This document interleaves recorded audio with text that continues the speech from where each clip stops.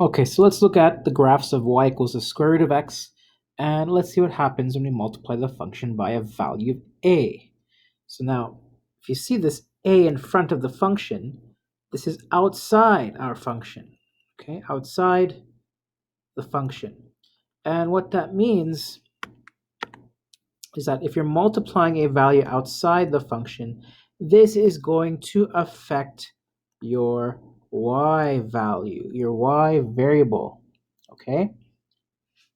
So in your base graph of y equals the square root of x, or if x equals the square root of x, when you multiply your function by a, you're going to get a times the square root of x. So examine the graph on Desmos for what happens when a is greater than 1. So here on Desmos, when a is greater than 1, let's give me a purple graph here. If I move a bigger than 1, look at the graph. All the y values are increasing and increasing and increasing. They're being multiplied by that a. So what we have here is a stretch, a vertical stretch. That's my base graph. We're stretching it vertically, and that's a vertical stretch. So we're going to say here stretch vertically by a factor of a. Okay, now we're going to look at the graph when a is a value between 0 and 1.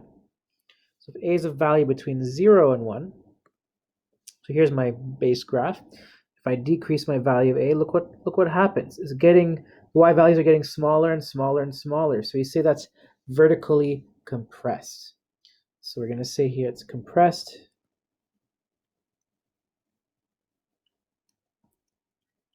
vertically by a factor of a. Okay, we're going to sketch each graph. So if you recall, the parent function, x and y, has these key points, 0, 0, 1 and 1, 4 and 2, and 9 and 3. This is the parent function where y equals the square root of x. Okay, so when a is greater than 1, so pick an a value. Maybe we'll pick a equals 2. So what happens? All of your y values from the base graph get multiplied by 2. So first point would be 0 and 0. Then we have 1 and 2. 4 and 2 becomes 4 and 4. And 9 and 3 becomes 9 and 6. Okay, and so let's plot these points. Let's plot the base graph first. So 0, 0, 1, 1, 4 and 2, and 9 and 3. There's our first one. Plot the second one in red. So we have 0, 0, 1, 2, 4, 4, 9, and 6. There's our next one. So it has gotten stretched. So this is f of x equals 2 times the square root of x. We're comparing that to the base graph, f of x equals square root of x. And then finally, the third graph, a is a value between 0 and 1. Let's pick a equals 0.5. So here we have x. Our y values are going to be cut in half, so 0.5y compared to our base graph. So 0, 0. The next point will be 1 and 0.5. 4 and 2 becomes 4 and 1, and 9 and 3 becomes 9 and 1.5. And if I plot this graph, I'll have 0, 0, 0.5, 4 and 1, and 9 and 1.5. So it's gotten a lot more compressed. Okay, let's keep going. Let's have a look at an example for y equals 3 times the square root of x. What is the base function? Well, we know the base function is y equals the square root of x. Okay, state the transformation. Transformation is going to be as follows. Your x value stays the same, but your a value of 3 changes your y value by multiplying by 3. So whatever you had in the base graph, so here's my base graph coordinates, x and y equals the square root of x. We have 0, 0, 1 and 1, 4 and 2, and 9 and 3. If I transform that, I'll get a graph of x and now 3 times y. So take every y value in the base function and multiply it by 3. So like 1 and 1 becomes 1 and 3, 4 and 2 becomes 4 and 6, and 9 and 3 becomes 9 and 9. And I can graph that now as well. So here's my base function, y equals the square root of x. So I'm plotting that first. And then I'm plotting the transform function, y equals 3 times the square root of x. And here are those coordinates.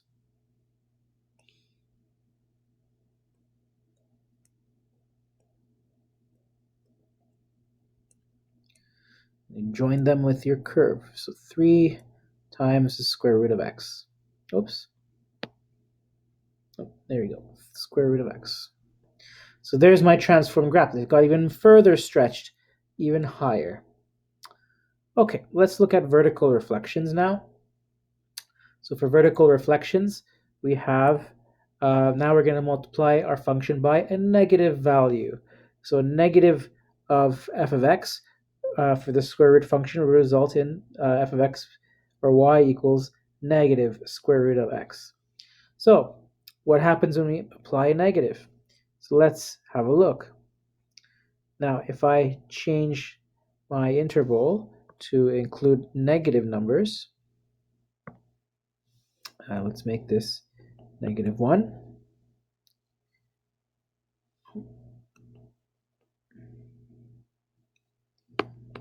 Let's make it negative 3. Okay, there we go. Oh, that didn't quite work out. Let's try that again. Negative 5. Okay, there we go. And start the upper end at 0. All right, so let's see what happens. Well, look at the graph now. We're now reflected on the x-axis, and it gets further and further stretched vertically as the negative value becomes a bigger and bigger negative number. Okay, so what does that say? Well, which axis was the graph reflected in? We saw the reflection along the x-axis. And was there any points that remained unchanged? Well, it looks like the starting point there at 0, 0 remained unchanged. So we're going to say here 0, 0. And we're going to sketch the graph. So take the parent function, y equals the square root of x. And so at 0, 0, 1, 1, 4, 2, and 9, and 3. When we transform them, now we're making y the y value multiplied by negative 1. So it's a negative y.